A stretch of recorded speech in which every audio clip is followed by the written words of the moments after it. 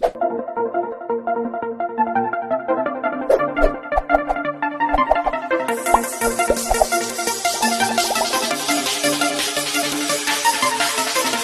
Morning everybody, मैं सभी का स्वागत करता हूं फिजिक्स ज्ञान मुकेश नाइक चैनल पे। आज हम लोग डिस्कशन करने जा रहे हैं structure of atom and nuclei. उसमें आप लोगों को 15.6.3 लिमिटेशंस ऑफ बोर ऑर्बिट आपके बुक्स में मिलेगा। 3 लेवल है, मैं साथ में और भी कुछ आपके साथ शेयर करना चाहता हूं जो कि अदर बुक्स में पढ़ने के लिए मिलते हैं। सबसे पहले आप लोगों को जो लिमिटेशन दिया है ये कहां है, वहां पे कि Bohr's model valid for only single electron species. मतलब जैसे कि हाइड्रोजन है, हाइड्रोजन में आपको पता है कि एक ही इलेक्ट्रॉन है, तो उसमें ही हम लोग बोर्स मॉडल लगा सकते हैं। जैसे कि ज्यादा इलेक्ट्रॉन्स रहे तो हम लोग वहां पे बोर्स का मॉडल यहां पे नहीं लगा सकते। जैसे कि उन्होंने कहा इट कुड नॉट एक्सप्लेन, देखो यहां पे वाला line spectra of atom other than hydrogen atom. मतलब हाइड्रोजन छोड़ के हम दूसरे कहीं लगा नहीं सकते। हाँ, हाइड्रोजन लेग लगा सकते हैं। जैसे कि आपको पता होना चाहिए हीलियम, पता है ना, ये हीलियम में अगर यहां पे H पॉजिटिव लिखा तो एक ही इलेक्ट्रॉन, क्योंकि 2 इलेक्ट्रॉन होते एक इलेक्ट्रॉन निकल गया, एक इलेक्ट्रॉन क्योंकि पॉजिटिव आयन, समझते हो ना, तो यहां लगा सकते हैं। ऐसे जो भी हाइड्रोजन लाइक जितने एटम्स होंगे वहां पे हम लोग लगा सकते हैं। Even for hydrogen more accurate study, अगर हाइड्रोजन में भी हमने मोर एक्यूरेट स्टडी करना चालू कर दिया, ऑब्जर्वेशन चालू किया, उसका स्पेक्ट्रम निकालने के लिए कोशिश कर रहे थे, तब show multiple component some lines which could not be explain, वहां पे भी वो एक्सप्लेन नहीं कर पाते थे। मतलब हम लोग हाइड्रोजन में जहां पे सिंगल पेसिस ऑफ इलेक्ट्रॉन्स हो वहां पे हम लोग नील्स बोहर का एटॉमिक मॉडल लगा सकते हो।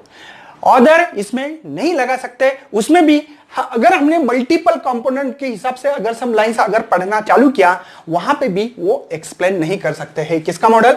बोर्स का मॉडल। बात समझ में आ रही है? थर्ड वन है the intensity of emission line seem to the differ from line to line and Bohr's model no explanation. जैसे कि हमने कहा था कि ये जो सही है ना, ये ठीक है, तो यहां से यहां इलेक्ट्रॉन जंप कर रहा था, समझो एक एग्जांपल बोल रहा हूं, तब ये कुछ इंटेंसिटी से कुछ लाइट इलेक्ट्रॉन जब भी यहां से यहां आता है तब इमिशंस करता है कुछ, क्योंकि यहां एनर्जी लेवल अलग है। ठीक है, आपको पता है ना, ये 13.6 माइनस 4.6 जो भी 3.4 है, सॉरी 1.51 है, तो यहां से यहां इलेक्ट्रॉन आता तब सब energy is emitted in the form of किसके? फोटॉन्स। तो इसकी जो इंटेंसिटी है भैया, वो इंटेंसिटी ऑफ इमिशन लाइन जो कर रहा है वो डिफरेंट है। इसका भी एक्सप्लेनेशन क्यों डिफरेंस है, इसका एक्सप्लेनेशन बोर साहब हमारी जो है वो दे नहीं पा रहे थे। मेरी बात समझ में आ रही है? जो इमिशंस ऑफ इंटेंसिटी जो है इस लाइन की अलग है, इसकी अलग है, हर किसी के अलग है, तो क्यों है इसका एक्सप्लेनेशन हमारे बोर साहब मॉडल साहब ने नहीं दी। बोर का जो मॉडल था वो इसके अंदर नहीं मिली है। थर्ड वन है theoretically said also model was not entire satisfaction of arbitrary assume orbit following the particular condition to stable, there was a no theoretically basis of the assumption। मतलब हम लोग जो स्टेबल ऑर्बिट पकड़ते, जैसे कि मैंने बोला था कि इसमें एक स्टेबल ऑर्बिट है, ये स्टेबल ऑर्बिट में electron revolve around the nucleus कर रहा है, तो उसकी एनर्जी फिक्स रहती है, बराबर है, और वो स्टेबल ऑर्बिट में से मूव करता है। दूसरा ऑर्बिट में गया तो वो वही ऑर्बिट में से मूव करता है। तो इसका जो स्टेबल ऑर्बिट है एंटायर उसके सेटिस्फेक्शन नहीं मिला कि इसमें जो भी हमारे बोर्स मॉडल थे वो 3 लिमिटेशंस मिले हम लोगों को। बात समझ में आ रही है? उसके अलावा आप लोगों को कुछ बताता हूं। Bohr's consider as a moving electron जो है, अब इलेक्ट्रॉन मूव कर रहा है, अब देखो ये आपके बुक्स में नहीं है, मूविंग इलेक्ट्रॉन कर रहा है, लेकिन बाद में थ्योरेटिकली दिया गया है। जब इलेक्ट्रॉन मूव हो रहा है तो इलेक्ट्रॉन मूव होना, तो हम लोगों ने देखा था मैटर वेव, याद है मैटर वेव? तो मैटर ये एक पार्टिकल है, क्या ये एक पार्टिकल है? और डी बोराई ने कहा था, है ना, डी बोर्गेलिस कहते हैं हम लोग इसको, वो भी है। तो उन्होंने ओनली पार्टिकल के बारे में ही बताया। अरे फोटॉन्स, इलेक्ट्रॉन, ये चीजें किसके बारे में होती है? Only and only particle. लेकिन वेव के बारे में बताया गया क्या? नहीं। मतलब डी बोराई जो बताया था, डी बोर्गेलिस बोलो आप, तो यहां पे वेव के बारे में कुछ नहीं बताया गया। ये इसका एक ड्रॉबैक है। क्या बोल रहा हूं? क्योंकि हमने बोर्स ने किसके बारे में बताया? Electrons, revolve around the nucleus, हमका जंप कर रहा है, ये कर रहा है, सभी पार्टिकल के बारे में बताया, लेकिन वेव के बारे में बताया क्या? नहीं बताया। लेकिन एक्चुअल में हमने डी बॉर्गलिस हाइपोथेसिस में पढ़ा था कि मैटर एक पार्टिकल है, वैसे सेम टू सेम एक वेव भी है, लेकिन वेव के बारे में कोई इसमें सेटिस्फेक्शन नहीं मिला है, कोई इंटरफेरेंस डिफ्रैक्शन जो भी वेव्स के बारे में जो पढ़ा था हमने, यहां पे कोई सेटिस्फेक्शन नहीं है। ठीक है, बोर्स मेजर द पोजीशन, देखो बोर्स ने क्या किया, रेडियस के लिए फार्मूला पढ़ाए, epsilon not H square N square divided by, है ना, 8 बराबर है पाई कुछ एम स्क्वायर, ऐसा कुछ फार्मूला था, याद होगा आप लोगों को, जो कि मैंने रेडियस के लिए फार्मूला लिखा था, यही फार्मूला हमारे पास रेडियस के लिए है ना, 8 पाई, 8 नहीं है सॉरी वहां पे, है ना ये। अब ये बाकी के जेड स्क्वायर ये तो एटॉमिक नंबर होता है, तो जेड एटॉमिक हाइड्रोजन के लिए, इसलिए मैंने जेड इज इक्वल टू 1 लिखा, नहीं तो दोबारा सर कहां है जेड, ठीक है ना। ये रेडियस निकालने से पार्टिकल की पोजीशन कंसीडर होगी, आपकी फिक्स होगी। इसके साथ में इसकी जो वेलोसिटी होती है, वो वेलोसिटी का भी मैंने आप लोगों को फार्मूला दिया था, वो फार्मूला था अपने पास यहां पे कि Z E square divided bye, आपके पास जो फार्मूला दिया है वो है 2 एप्सिलॉन एन एच, है ना, 2 एप्सिलॉन एन एच। देखो ये भी मतलब इस पार्टिकल की, इलेक्ट्रॉन मतलब छोटा पार्टिकल है, माइक्रोस्कोपी, उसका रेडियस मतलब उसकी पोजीशन बताई मैंने, फिक्स पोजीशन बताई कि यहां से इतनी दूर जाने के बाद, जो कि हमने बोर्स ऑर्बिट का रेडियस जो निकाला था मेरे ख्याल से 0.53 एंगस्ट्रॉम यूनिट, या आर इज इक्वल टू 0.053 ऐसा कुछ तो लिखा था मैंने, नैनोमीटर, याद है ना। तो ये रेडियस फिक्स किया था, मतलब इसके पोजीशन भी मैंने बताई थी इलेक्ट्रॉन्स के, और इसकी वेलोसिटी बताई। और इलेक्ट्रॉन का मास भी होता है भैया, वो होता है 9.1 इंटू 10⁻31 kg। तो मोमेंटम होता है मास इंटू वेलोसिटी, तो इससे मास भी पता है, वेलोसिटी भी पता है, हम लोग निकालेंगे तो इसका मोमेंटम एंड पोजीशन दोनों भी फिक्स बताए गए हैं। किसने बताया? ये बोर्स ने। एक्चुअली एक बात ध्यान रखना आप लोगों को, ये आपके सिलेबस में फिलहाल में वर्ड नहीं है, लेकिन मैं बता दूंगा आपको एडवांस में, ताकि पता होना चाहिए थोड़ी बार हिस्ट्री। हाइजेन, देखो हाइजेनबर्ग प्रिंसिपल है, अनसर्टेनली प्रिंसिपल है, ठीक है ना, हाइजेन अनसर्टेन प्रिंसिपल। उन्होंने कहा है कि अगर किसी पार्टिकल का पोजीशन पता है, तो उसका जो मोमेंटम होता है, मोमेंटम, वो हम लोग एक साथ में नहीं बता सकते। मतलब किसी पार्टिकल का आपने बताया सर यहां से ये इलेक्ट्रॉन्स 10 सेंटीमीटर पे है, तो आप उसका मोमेंटम एग्जैक्ट नहीं बता सकते। बात समझ में आ रही है? मतलब किसी ने कहा आप लोगों को कि सर आप कहां है, तो आपने कहा सर एग्जैक्ट कैमरा के सामने से आप करेक्टली 3 फीट दूर है, तब मेरा मोमेंटम नहीं बता सकता। अगर मेरा मोमेंटम बताया तो मेरी पोजीशन नहीं बता सकते। ये किसने कहा था? हाइजेनबर्ग अनसर्टेन प्रिंसिपल, उन्होंने कहा था। और हमारे बोर्स साहब जो है, बोर्स साहब ने बता दिया क्या, रेडियस बताई दी थी, जो कि मैंने रेडियस का फार्मूला आपके पास epsilon not H square N square Z भी लिख सकते हैं, है ना, पाई एम ई स्क्वायर लिखा था, याद होगा आप लोगों को रेडियस। और वेलोसिटी भी मैंने निकाली, और वेलोसिटी निकालने से मोमेंटम निकाल सकते हैं। मतलब उसकी पोजीशन भी बता रहा था मैं, और साथ में जो वेलोसिटी के कारण इसका मोमेंटम भी बता रहा है।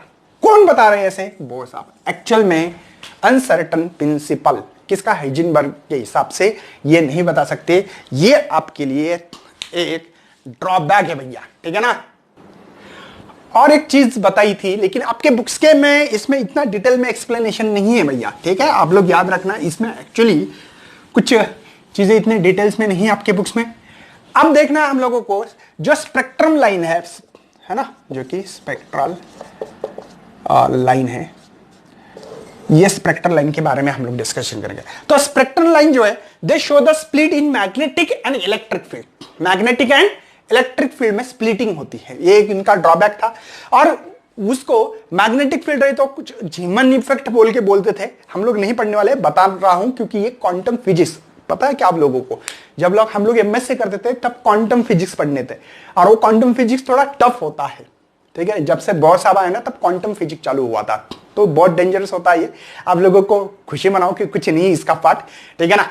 तो जीमन इफेक्ट मैग्नेटिक फील्ड के लिए जीमन इफेक्ट बोलते थे, और जो इलेक्ट्रिक फील्ड है उसके लिए स्टार्क इफेक्ट कहते थे। ठीक है, तो हम लोग अभी आगे बढ़ने वाले हैं, जो कि हमारे सामने अभी डी बॉर्गलिस एक्सप्लेनेशन। अब डी, इनके लिए ऑलरेडी हमने बहुत सारी चीजें पढ़ी है भैया, है ना। डी बॉर्गलिस हाइपोथेसिस के बारे में पढ़ा था, ठीक है ना। उसमें क्या पढ़ा हमने हाइपोथेसिस में? इसमें पढ़ा था, मतलब सबसे पहले ऐसे साइंटिस्ट है, सबसे पहले, मतलब एक्चुअली ये स्टडी कर रहे थे, पीएचडी कर रहे थे, और उन्होंने सबसे पहले कहा कि मैटर अगर ये पार्टिकल है तो वो वेव भी होना चाहिए। मतलब हमने इलेक्ट्रोमैग्नेटिक रेडिएशन में पढ़ा था क्या, wave as well as a particle, electromagnetic radiation, dual nature पढ़ा था, याद है ना।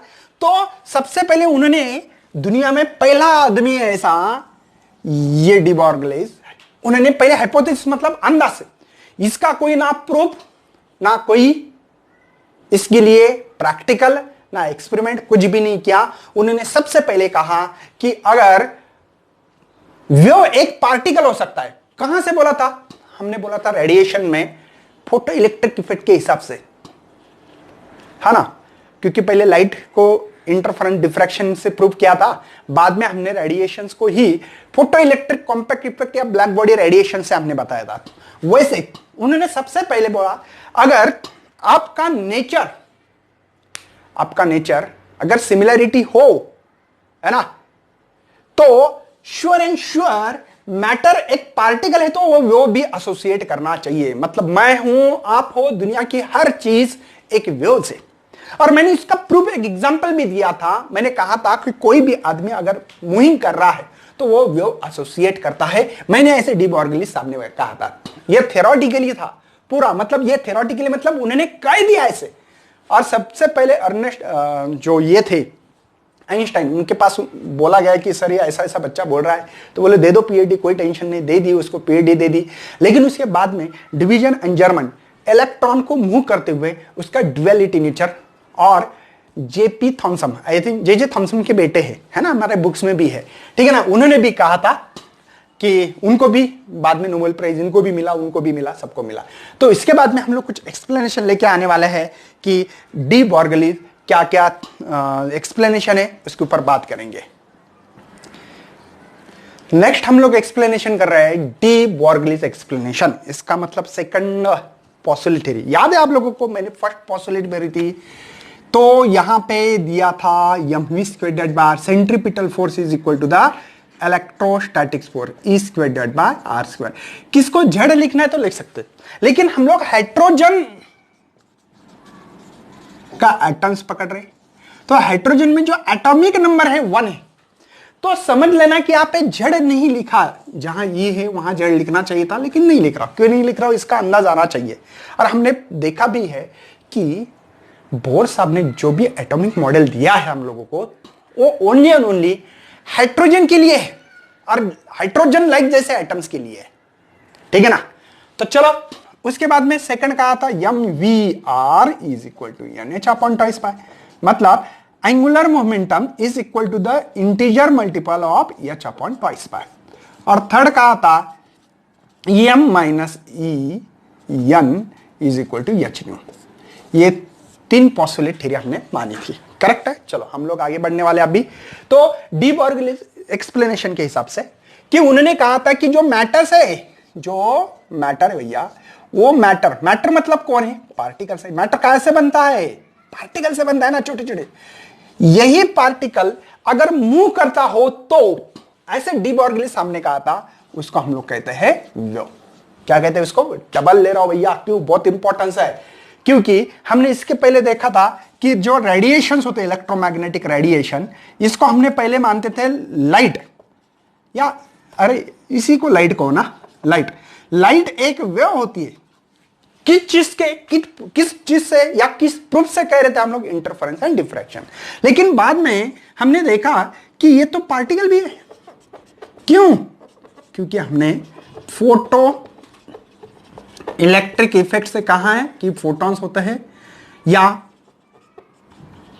कॉम्पैक्ट इफेक्ट से कहा था ऐसे हमने प्रूफ दिए थे, याद है। वैसे मैटर अगर मूव कर रही है तो वो particle as well as a wave nature, इसीलिए हमने ड्युअलिटी ऑफ नेचर का था, ड्वेल नेचर चैप्टर का नाम ही था हमारा इसके पहले, है ना, ड्वेल, है ना, नेचर ऑफ, उसके रेडिएशन से ड्वेल नेचर ऑफ मैटर कहेंगे, ठीक है, ऐसे duality of matter, duality of matter कहेंगे, ड्वेल नेचर ऑफ रेडिएशन के पहले का चैप्टर का नाम इसी के कारण था, इसी के कारण। ओके सर, अच्छी बात है। अब बताओ क्या बताने वाले हो, चलो मैं आगे बढ़ रहा हूं। मतलब उनका कहना है कि कोई भी, लेकिन ये जो चीज है ना यही है, वो माइक्रोस्कोपिक, किसके लिए, माइक्रोस्कोपिक, और माइक्रोस्कोपिक के लिए, माइक्रोस्कोपिक मतलब ये स्मॉल पार्टिकल के लिए लग सकता है, और लार्ज पार्टिकल रहे, लार्ज पार्टिकल रहे, जैसे कि मैं हूं, आप हो, तब भैया ये जो वेवलेंथ तो मिलती है, लैम्बडा मिलता है हम लोगों को, एच अपॉन एमवी से निकाला था मैंने, याद है। तो उसकी वेवलेंथ जो है करीब करीब मेरे ख्याल से कुछ तो ऐसे मिल रही थी 3.32, कुछ तो ऐसे 10⁻⁻34 मीटर। तो एंगस्ट्रॉम यूनिट में भी रखा तो वो 10⁻24 मीटर, इसका कैलकुलेशन करके मतलब 10⁻24 एंगस्ट्रॉम यूनिट में भी मिल रही थी। 10 क्यों कम हो गए पता है ना, ये बहुत कम है। लेकिन जो इलेक्ट्रॉन का कैलकुलेशन कर रहे थे तब हम लोगों को वेवलेंथ कुछ करीब करीब जो भी मिलना चाहिए 1.22 एंगस्ट्रॉम यूनिट मिल रही थी, एक अंदाजा ले रहा, लेकिन ये यूनिट इंपॉर्टेंस है, ये चीज इंपॉर्टेंस नहीं है क्या नंबर से, ठीक है ना। हम लोगों को यहां पे इसके एंगस्ट्रॉम में देखो, ये हम लोग एंगस्ट्रॉम में भी गिनते हैं, पता है वेवलेंथ, मतलब ये वेव का नेचर दिखाती है कौन, माइक्रोस्कोपिक, छोटी छोटी चीज दिखाती है। माइक्रोस्कोपिक जो है ये पार्टिकल का नेचर तो दिखाती है, लेकिन वेव होती है, लेकिन बहुत कम होती है। आप बोलेंगे सर मैं आप क्यों वेव नहीं दिखाते, हमारी गड्डी क्यों नहीं दिखाती है, इसका रीजन ये है, वो बहुत बड़ी चीज है। तो इसका वेव का नेचर है वेव, लेकिन वो करीब करीब जीरो के पास है, कितना देखो ना 0.0000024, या यहां पे लिखे तो 34 जीरो लिखना पड़ेंगे यहां पे है, मतलब ये हम लोग प्रेडिक्ट कर सकते हैं ये वैल्यू, ठीक है। तो हम लोग कुछ चीजों के ऊपर अटकने वाले हैं अभी कि इलेक्ट्रॉन जब न्यूक्लियस के अराउंड मूव हो रहा है, तो एक इलेक्ट्रॉन हो, दो हो, तीन हो, तब हम लोग थोड़ा सा यहां पे उसका एंगुलर मोमेंटम निकालना चाहते हैं।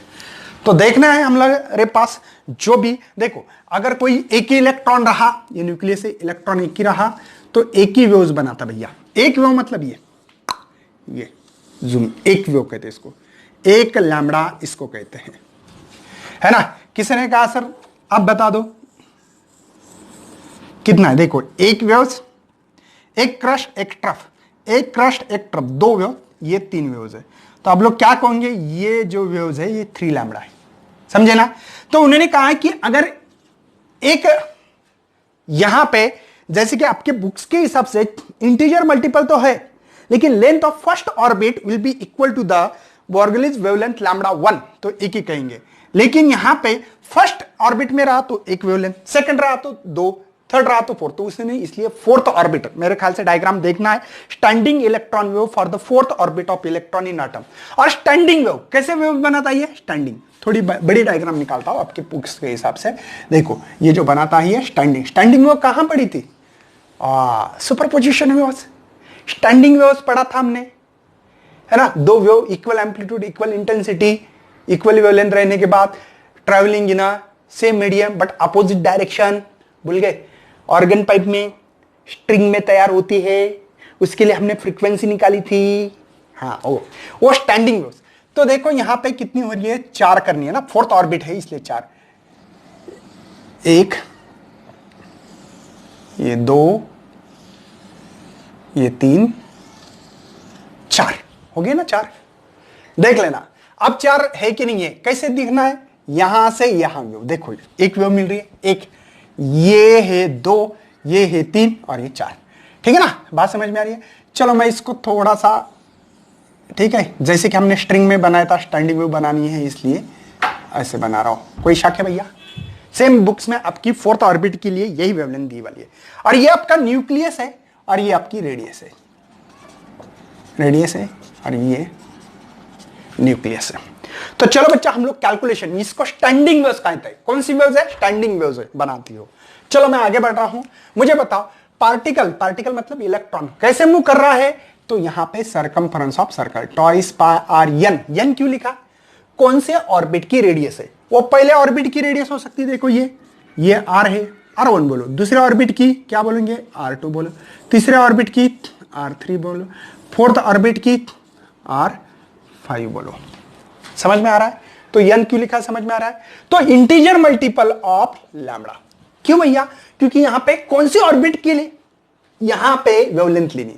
पहले ऑर्बिट में एक वेव्स होती है, दूसरे ऑर्बिट में 2 होती है, तीसरे ऑर्बिट में 3 वेव्स, चौथे ऑर्बिट में, चौथे ऑर्बिट के लिए 4 है। तो इंटीजर n की वैल्यू हम लोग लिख सकते हैं भैया 1 0 नहीं है, 1 2 3 4, क्योंकि कुछ ना पहले ऑर्बिट से ही जाने वाले हम, तो ये लिख सकते हैं। अच्छी बात है। और यहां पे ये वेवलेंथ किसकी है? तो nth ऑर्बिट की है। हमने उसको प्रिंसिपल क्वांटम नंबर कहा था। चलो लैम्बडा निकालना है तो क्या करोगे? टॉइस पाई आर एन, ये डिवाइड आने वाला है। ओके, ये वेवलेंथ मुझे मिली है। कोई शक है भैया? समझ में आ रहा है? तो डी बॉर्गलिस वेवलेंथ जो रिलेटेड करती है लीनियर मोमेंटम,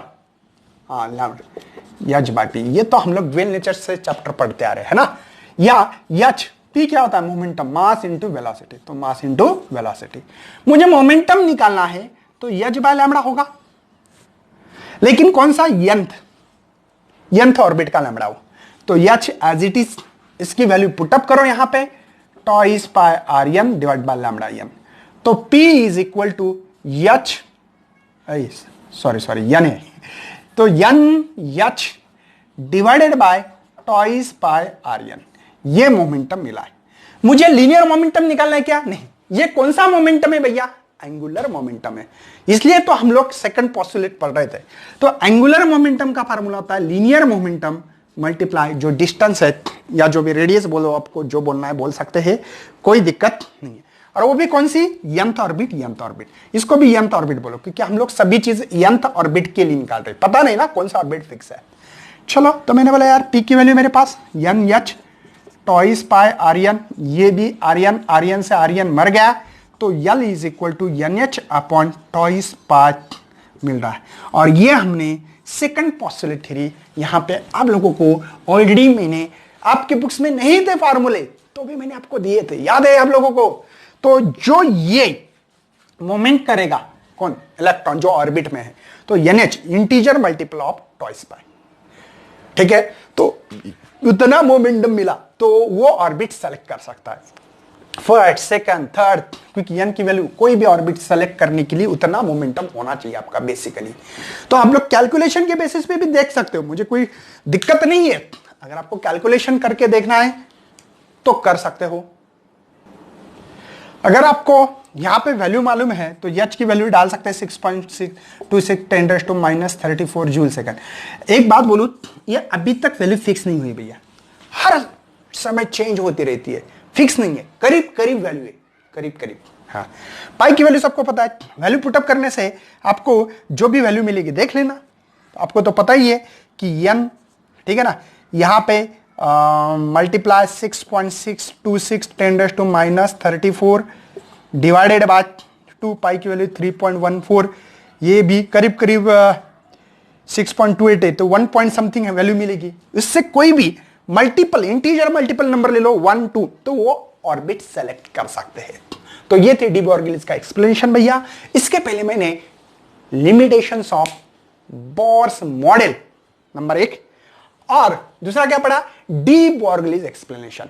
इसके बाद का सिलेबस थोड़ा एटॉमिक न्यूक्लियस, उसको कट किया गया है आपके बुक्स के हिसाब से, और उसके बाद में आपको डायरेक्टली देखो न्यूक्लियर फोर्सेस भी कट हुआ है, न्यूक्लियर बाइंडिंग एनर्जी कट हुआ है, रेडियोएक्टिविटी डिके कट हो गया, अल्फा बीटा जो भी दिया है वो भी कट है, गामा तक। बाद में लॉ ऑफ रेडियोएक्टिविटी डिके, यहां से हम स्टार्ट करने वाले हैं, और average value of radioactivity basis. तो ये चीजें दो जो पॉइंट है वो कवर करेंगे अगले लेक्चर में, और इस चैप्टर को करने वाले खत्म। उसके बाद में देखेंगे हम लोग सेमीकंडक्टर। तब तक आपको करना है शेयर वीडियो को, और नहीं तो सब्सक्राइब भी करना है, और लाइक करना है, और शेयर भी करना है। चलो, thank you and best luck for your study.